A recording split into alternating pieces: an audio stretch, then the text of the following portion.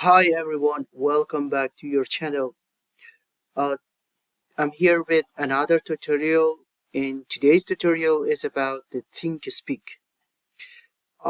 In this series of tutorial, you will learn that how you can configure the ThingSpeak, which is the cloud for IoT projects, and also how you can connect the ThingSpeak to your ESP32, and in case you have the sensor, which I have DHT11 here, how you can capture the data and push this information to ThingSpeak cloud. So if you are interested in this topic, please stay with me until end and let's get started. Just I want to very quickly to show you how uh, it will be. Then now currently I have connected with the ThingSpeak, and as you can see here, there is some data as an the temperature and humidity, and it's pushing this information via my you can see that this is the data now is pushing to ThingSpeak. So before that, I want we configure this ThingSpeak cloud, and then to see that how we can connect to ESP32. Yeah. So if you want to find this ThingSpeak, you can search it in Google, like this, just to write down the ThingSpeak, and the first what normally is your official website of the ThingSpeak. Here there is a get start for free, and you will reach to this page, and there is then here for create account. So already I created one account, but for this purpose of the creation again together, I made one test email, and just I want to go through this process together. So let's again do this process. So you need to write down your email address here, and also for the location, and you can give the name as a first name, or I'm giving as a IoT ST station or something like that. Okay, then continue.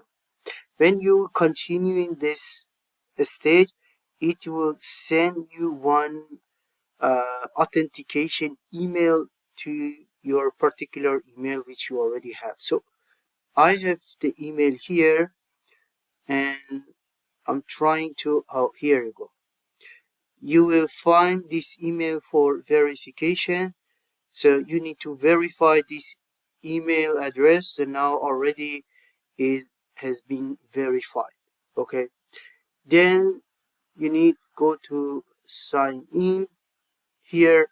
Here, as you can see, it goes to MathWorks, which is related to MATLAB, and that is another galaxy which you can use it for the purpose of your analysis. I think everybody knows of MATLAB. What is the application of this software is the very advanced calculation software, and it will be used for in universities for simulation and so on. So again, you need here to create another account here. So write down your email address again here.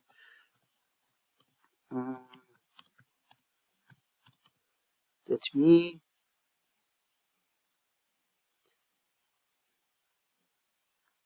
Next, probably, okay, it, let me drop the password here.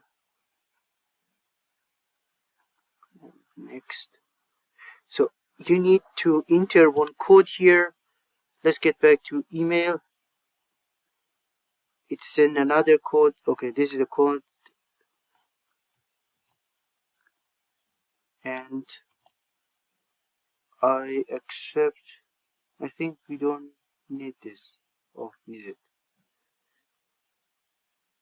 So again, IoT the station. Here you can use your location, and you need to describe your why are you using this. Just I'm randomly using some words to fill up this information, and uh, again it's just for the purpose of the information of the. Okay, perfect. Now we are here, and then we need to go to the ThingSpeak. So there is a ThingSpeak here, and this you can select this one, and when you are coming here, it's successfully now you already signed up. So now how our planning use ThingSpeak, I just am using as a personal, and now we are here.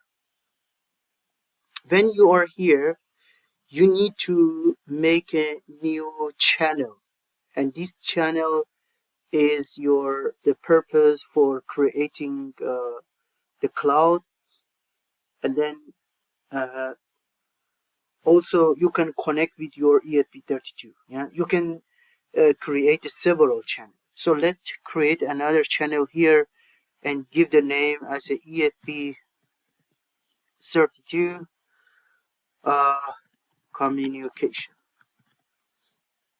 Okay, you can describe this is for communication ESP30 ESP32 with the DHT11 sensor. So here you need to define the field, and why you need this field exactly will indicate of your we can say the pushing formats, because it should be aligned with what you are having in your ESP32 as well. So here I am writing the temperature, and the second field I'm using as a humidity. Yeah, so let me check again in my account what was that, because I don't want to make something which is new.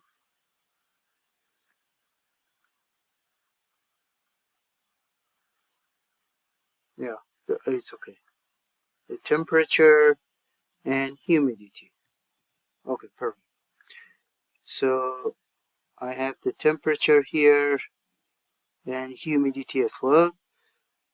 Then all good. You can fill it up based on your needs, or you can go through all these cases. If you need, you can link to external site and so on.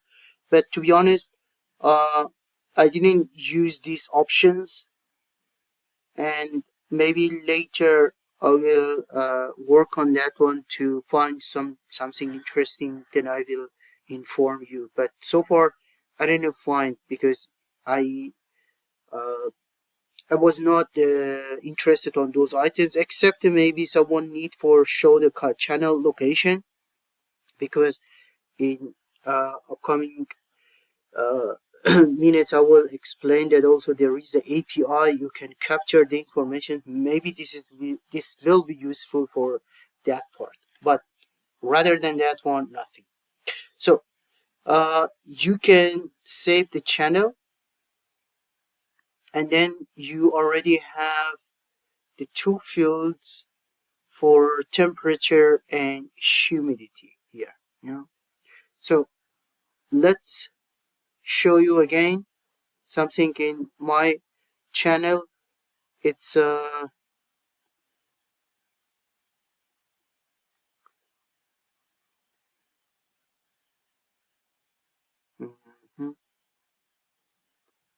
Let me go to channel setting. Yeah, here you can see there is a temperature and humidity, same as what I have done at here, and it's this channel already is done.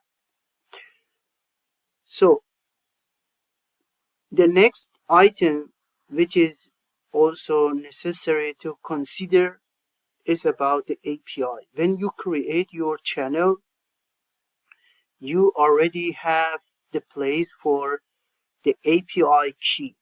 So you have the two API. One is the API key for the write, another is for the read. So this key is very important, because if you make a mistake, or if you uh, uh, I mean use it in a vice versa, then it will not give you the correct one. So for the right, for our purpose, we need a right key. Yeah, so we need a right key to uh, push this information to the cloud. So let's jump to let's say in to the ESP32 coding, and then to see that how I configure this data inside of the code. Okay, now we have the coding part of the ESP32, and as you can observe, there are some libraries. So you need the Wi-Fi, which is for connecting to the Wi-Fi, and the ESP32 to pushing the data, and also you need HTTP client as well, because there is an API, and this API need to be pushed to the cloud. And then this is for my sensor, which is connected with the sensor. So this part is for your Wi-Fi password. So definitely you need to write your Wi-Fi password. And also there is then the API key, which is the key for the as a write key, which I have shown you in the ThingSpeak, where you can find this information. And then this is defined for the pin of the that sensor, so you can change it based on that one, and also the library of the DHT11, which I am using. You can change it, but if you want to use that, this is the format of that. And again, it's for defining the pin and also the type. And this is uh, the API part of the ThingSpeak, which you need to define it here, and you can use it. You don't need to change it. And there are for interval, you can define an interval of that. I selected as a 20-second, but it could be longer based on your needs. And yeah, it's very simple as in the serial and definition of that. And it's coming here for defining the password uh, for the Wi-Fi, and so on. Then it will come to, yeah, this again is for the interval, and this part is for uh, the ThingSpeak cloud, which you need to define the fields which you are going to push, either 1, 2, 3, or whatever. Yeah, so you can define it, and how maximum attempt, how many times the maximum attempt of that. And then you would need to define that how you are pushing this information to ThingSpeak server, which already has been defined here. So this is the API, the updated key, and so on. So I'm not jumping to explain all this process. You can I will upload this file in the GitHub, and you can extract the file. The link of the GitHub, you also will find it under this below this video, and you can use this code and customize it based on your needs, and you can try and play around with it to see that how it will work. But this is the case, and at the end I think I have shown you it will work as a pushing the information to ThingSpeak. You know, so you can see here there are some more. I think let me just channel. Yeah, this is the channel which I have, and here you can add more visualization if you want. You can add more. So they now currently because I have done so, there is no more visualization here, and if you want you can add. So it also, you can add some more widgets, which I used some of them. For example, I used the number, but if you want to image or some others, you can use it. Or if you want to export the data as a CSV, you can export the data as a CSV. Or if you want to make this site as a public, you can share it to be public, so other people can see this channel. And if you want to share as an email or as a private or with everyone, you can share by email address, and also you can export the data. One more interesting part of that, it was about the REST API, which I think it is very it was very good. So when you are let me configure this together again based on the new design for this purpose, and then to see for this API as well. Let me I think here we already have let me add something here, the field one, for example temperature, and so create. You see here, for example, there is something you can add it. I need to use the key for this purpose and configure in this platform to see how it will work. Okay, now I have inserted the key here, which is the key from the right API key. But I have one point here that for the purpose of the test, that is okay. But if you are going to do something for development, it's better to not drop the key inside your main code. It's probably better to make it as a library. Maybe I can make another video about that, how you can make it more secure. To it will be much better. So let's jump to this part and see my channel ESP communication. Here you go. You see now the values are showing here, and the widget which I have done. So again, let me delete this widget, or maybe I can add another widget here, that this one, and it's either field 1 or field 2. Field 1 temperature, another one is for humidity, and you can use temperature, I don't know,